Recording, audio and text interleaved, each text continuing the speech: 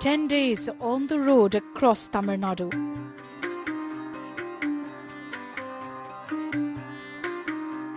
Hello and Vanakkam from Tenkasi.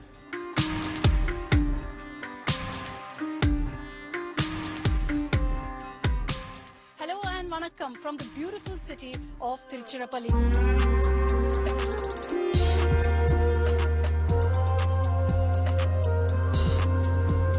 We're here today in Virudhunagar.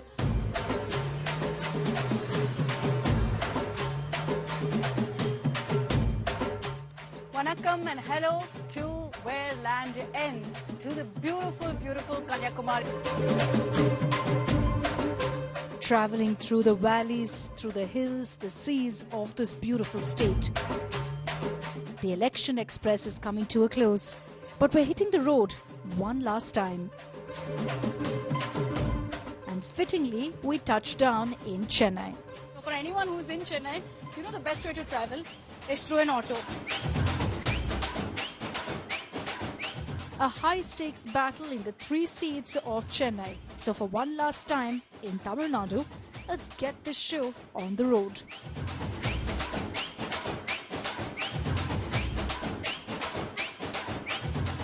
Hello and Vanakkam from Singara, Chennai, our last stop of the Election Express. What a journey it's been. And we've decided to come here to Chennai over the next 2 days, talk about what Chennaites want in Chennai North, Chennai Central and Chennai South. We've seen a whole lot of political bickering in Chennai, but no one really talking about the civic issues. For example, where I'm standing looks absolutely stunning, but the smell is anything but Singara, thanks to the decades-old Kuvam problem. So we're going to, over the next half an hour here on the Election Express, get you details of what each candidate has to offer you, the voter, so you can go ahead with an informed opinion and vote on 19th April. The beach, the railway station, the temples. These are the familiar sights and sounds of Chennai. But so are these, the familiar smell of the polluted Kuvam, the dreadful monsoon mess, the Pallikarnai marshland turned dump yard. Add to it now is a traffic mess courtesy the metro construction. Chennai civic woes is what this election is all about. So that's what we'll be focusing on. Let's begin with Chennai South.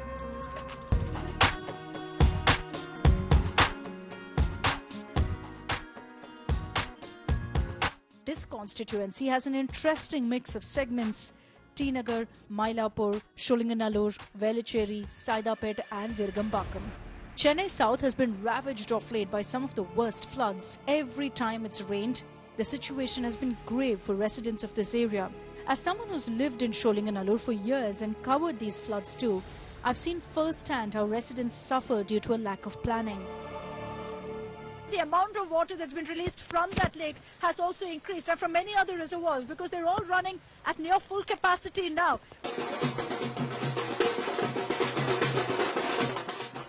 So with the agenda being clear for the candidates, let's speak to each of them on how they plan on addressing this issue.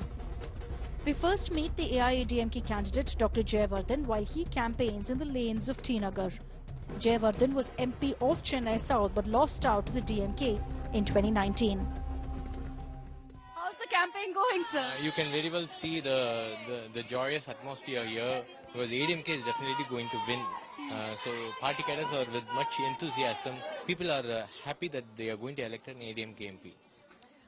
You won before from this seat. What went wrong after that in 2019? What do you think had to be changed for this time? 2019, the major reason why we had lost that election is because we were in an alliance with BJP. The people's sentiment was anti-BJP. So that was the reason. Another reason was that DMK had continuously made false propaganda with people. They had made false promises with people. For example, loans will be waived off for students, NEET will be abolished, and a farmer's loan will be waived off. This reflected in the entire Tamil Nadu. So 1 plus 1 added to 2. These 2 factors were the main reason why ADMK lost in 2019 election. Each and individual MP, for example, 2014 to 19, whatever performance I had done, it didn't really matter. The entire narrative was in a different direction. Interesting. Who do you consider as your biggest competitor right now? Is it the DMK or is it the BJP? Is it Tamilisai Soundararajan or is it Tamilraja Thangapandian? It's always in Tamil Nadu that ADMK versus DMK. That is as our leader Puratchi Thalavar had said, it is good force ADMK versus bad force DMK. National parties don't have a role, don't have a grassroots level connect with the people as such. So whether it's Congress, whether it's BJP, they don't really have a connect with the people. People are not talking about them. When people themselves are not talking, only media is talking about them.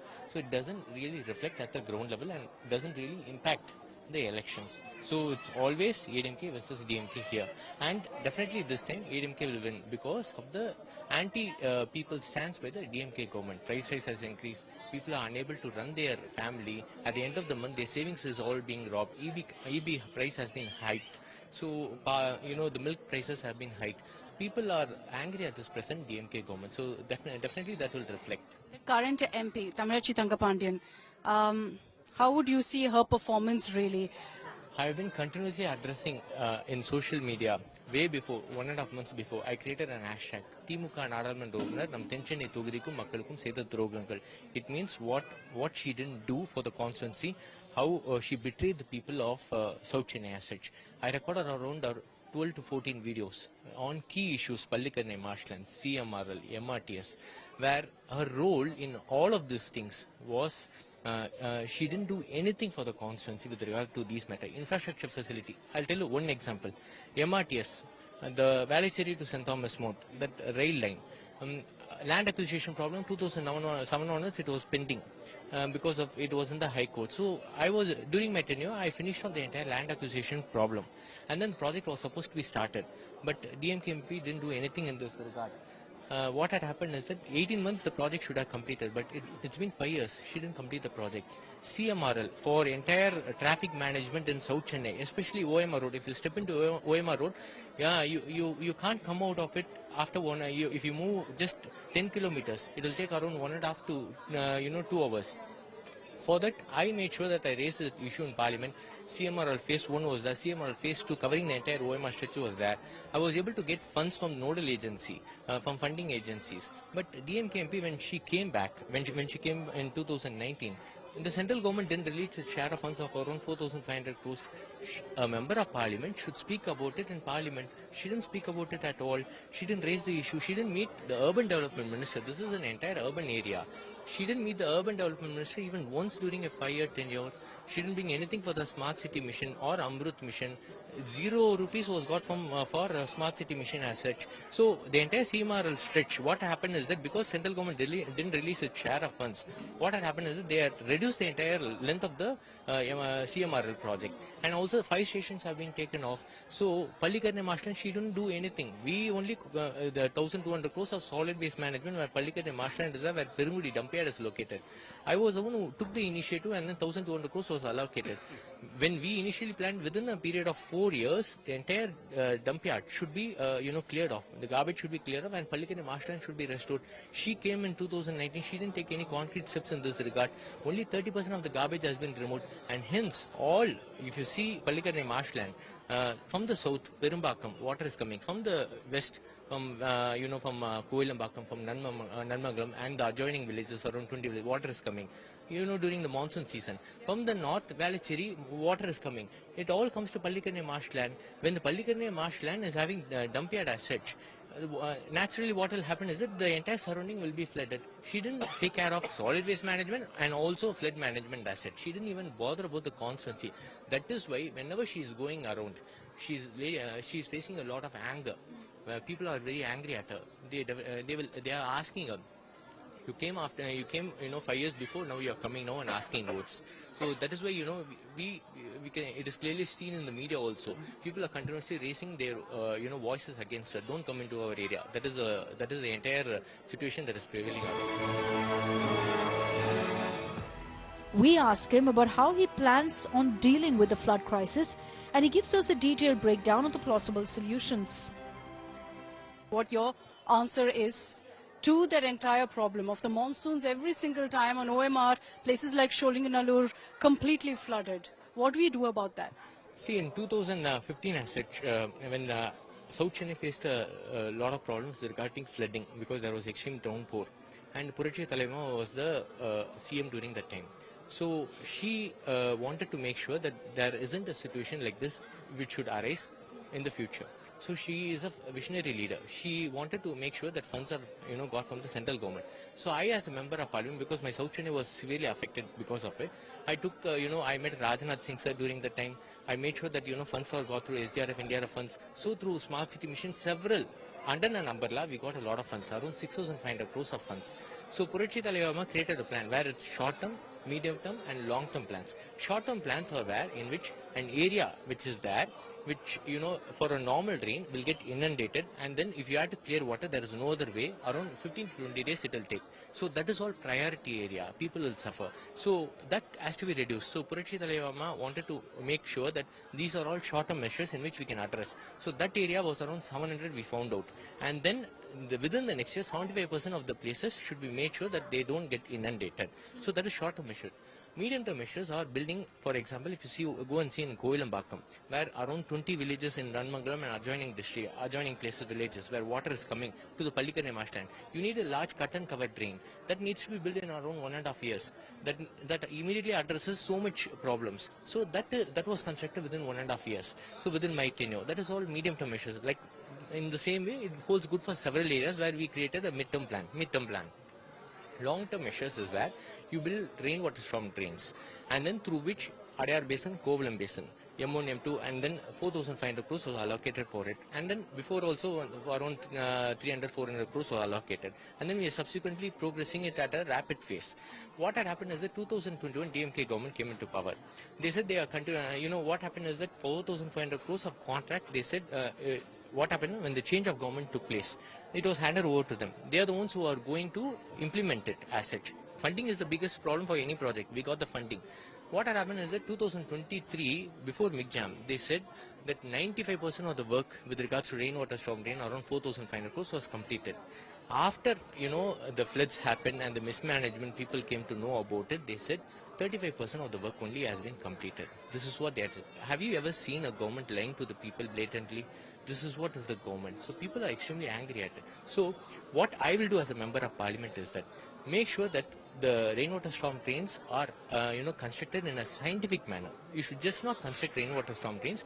You should construct it in a scientific manner so that the rainwater gets drained. And other thing is that when every water goes to Pallikane marshland as such, the Perungudi dump yard, only 30% of the garbage has been removed. 100% should be removed within a span of 1.5 years. That is my promise to the people. So when it gets removed and then once again it is converted into a marshland, the entire water when it comes there, it doesn't cause backwater effect, and hence these areas will be protected. So this is the vision in which you have to approach it. This is the best possible way in which you can approach and make sure that these places don't suffer any flood.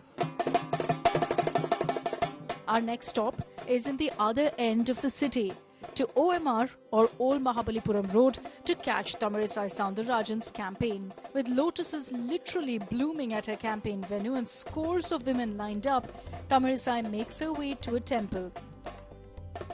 How confident are you of winning Chennai South? I am very confident. Who do you consider as your main competitor, DMK or AIADMK? Both. What is your plan for Chennai South? How do you plan, or what do you plan on bringing for them?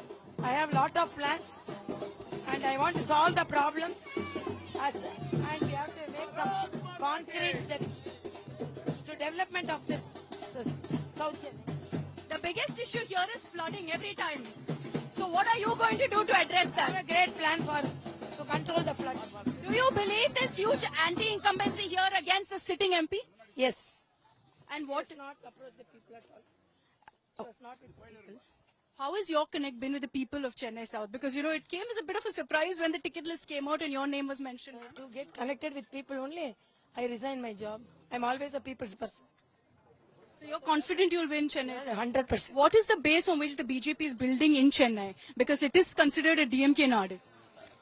No, it is now not the EMK Nadu, it is now BJP Nadu.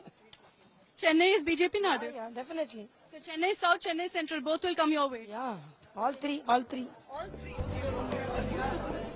So you've heard from the two challengers. Let's now get you the incumbent MP.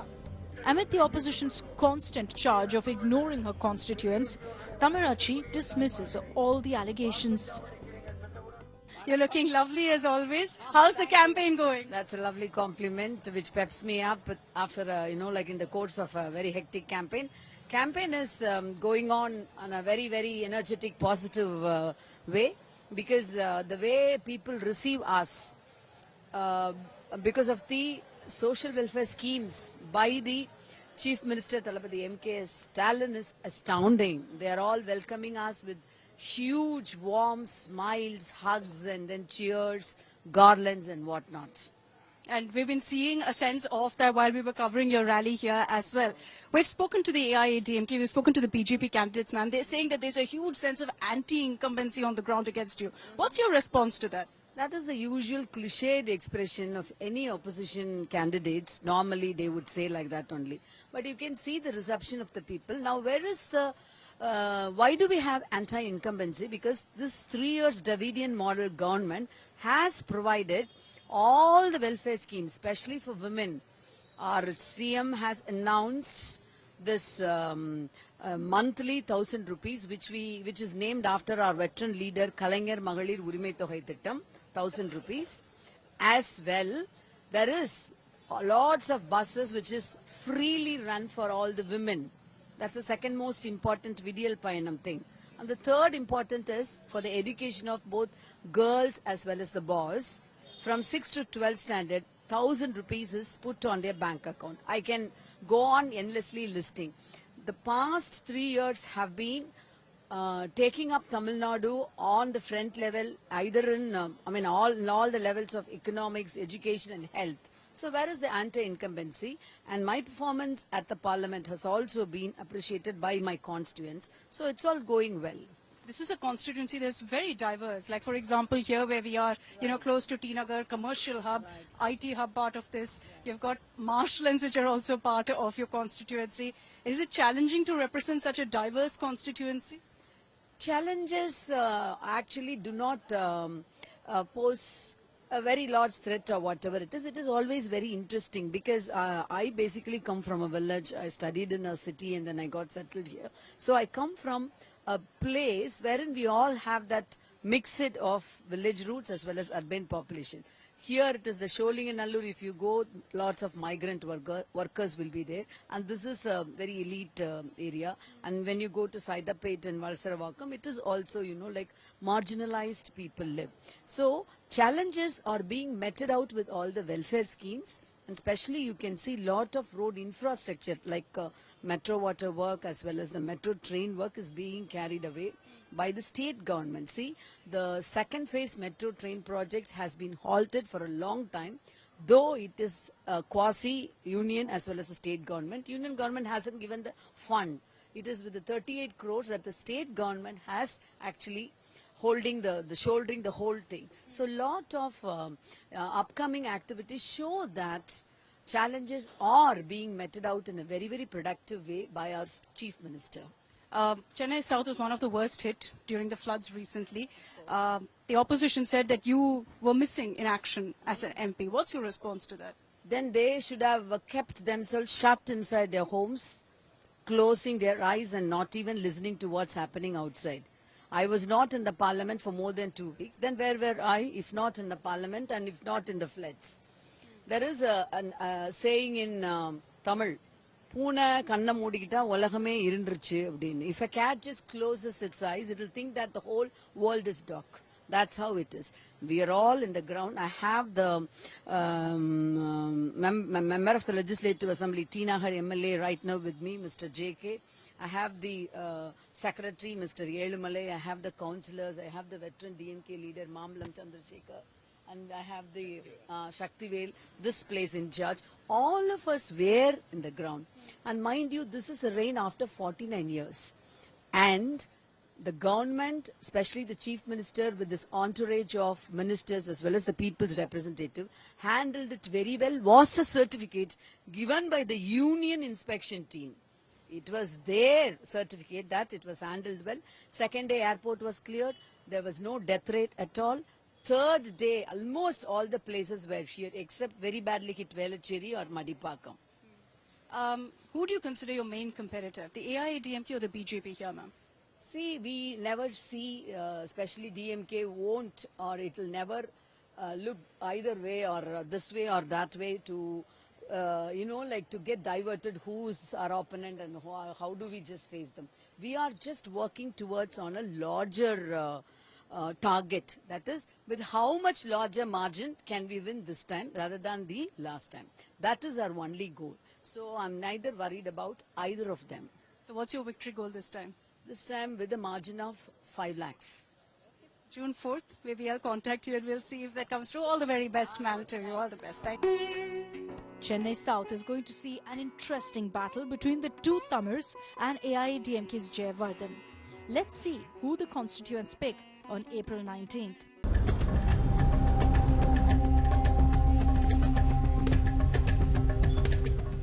Vanakkam and welcome to Chennai Central. For anyone who's in Chennai, you know the best way to travel is through an auto. Anna polama? Vaanga pola. Let's go. Pola.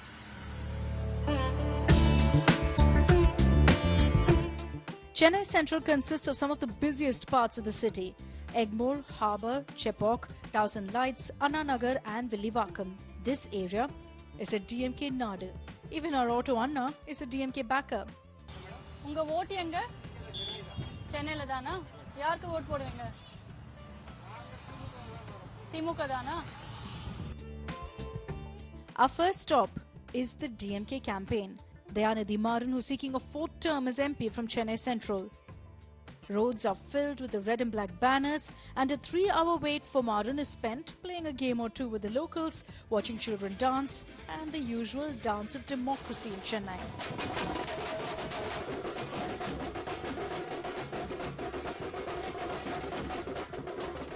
Dayanidhi Maran finally arrives to a grand welcome. He was in no mood for a media interaction. Constituency profile. Wait, just a few minutes on Chennai Central, nothing else. No controversy, sir. No controversy, sir. Sir, can we go to the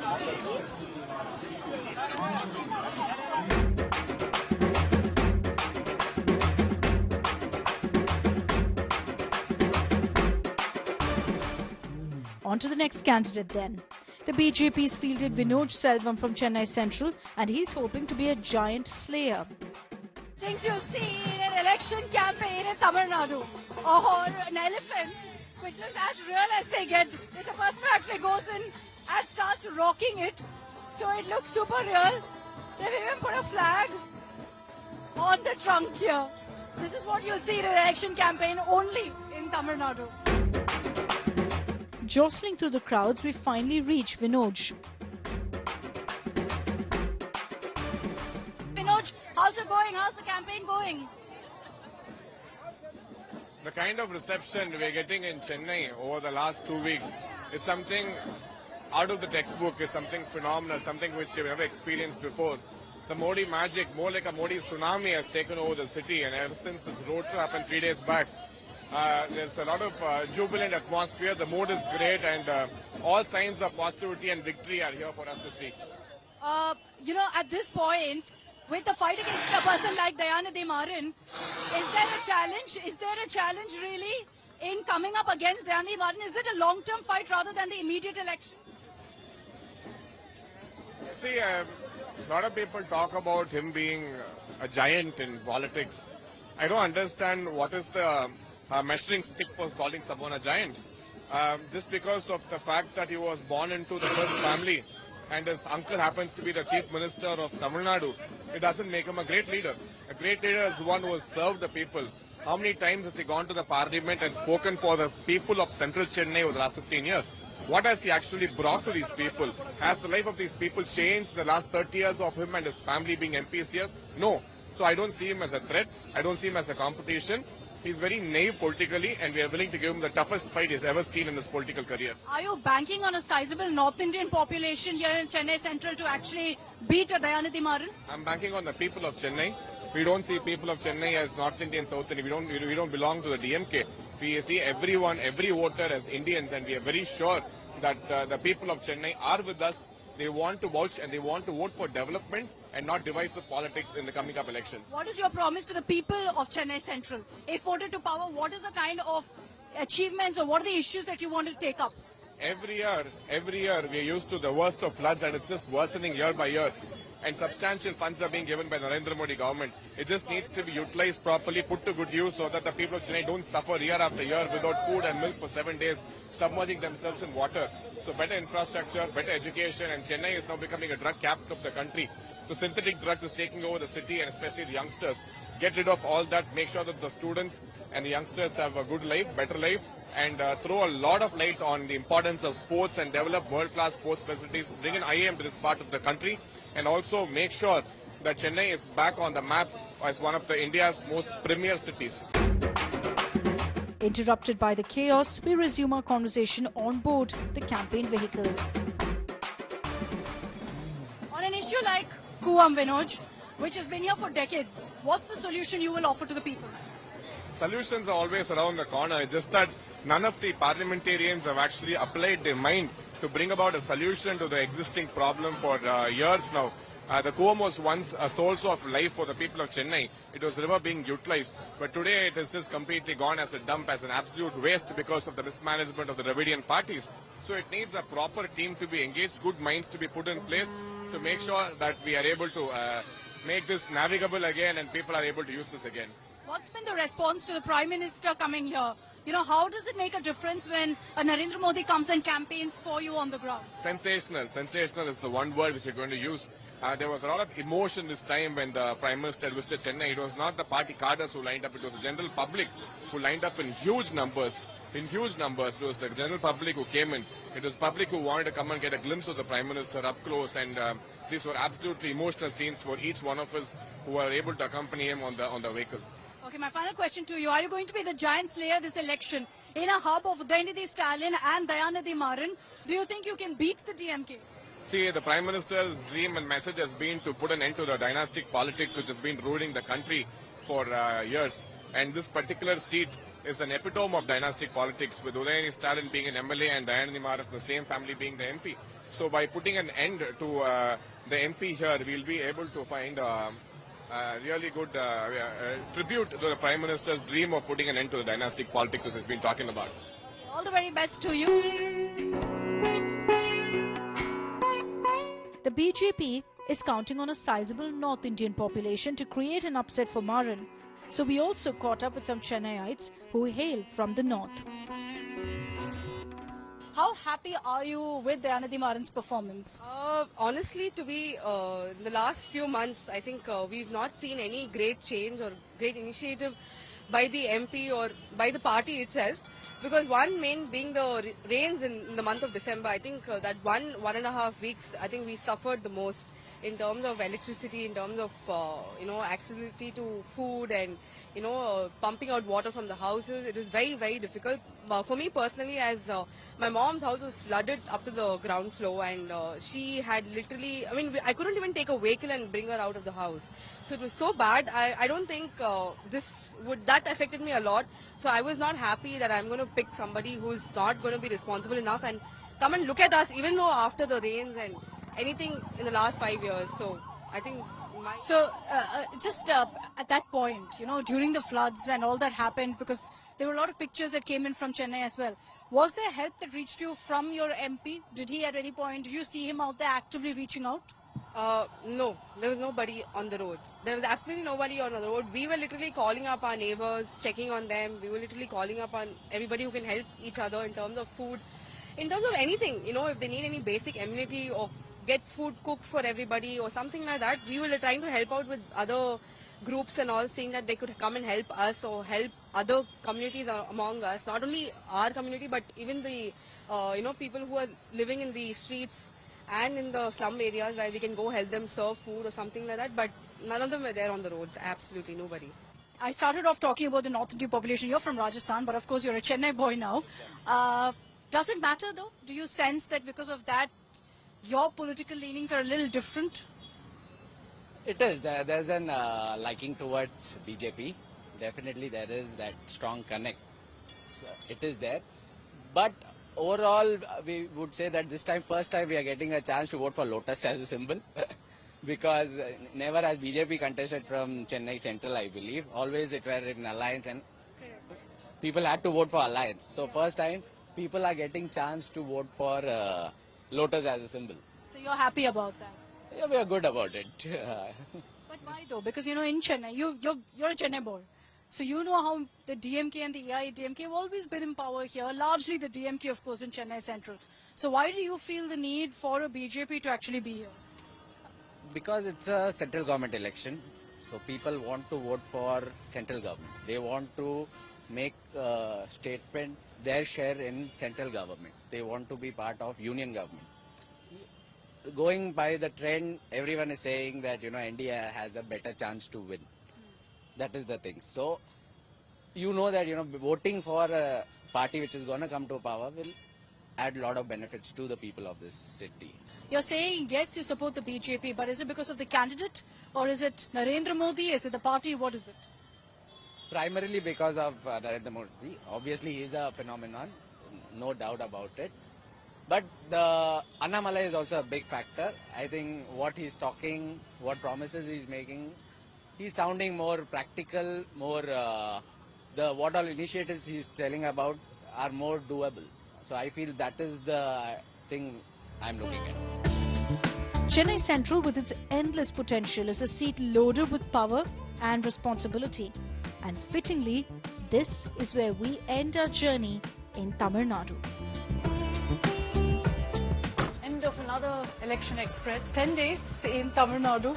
I'll miss being here. It's back to the studio in Delhi for now. And I've seen a whole lot of your messages asking me what is going to happen in Tamil Nadu, what's my prediction, etc. So I'll just tell you about, in fact, what is my assessment of the ground.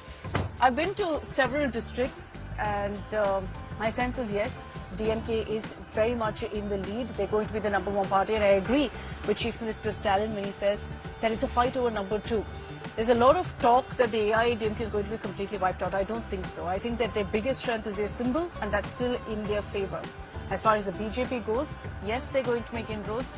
But, however, my sense from some of the places I visited is that their candidate selection hasn't really been the best. And I believe that perhaps if they'd gone with someone else, we'd see very different results in some seats for them.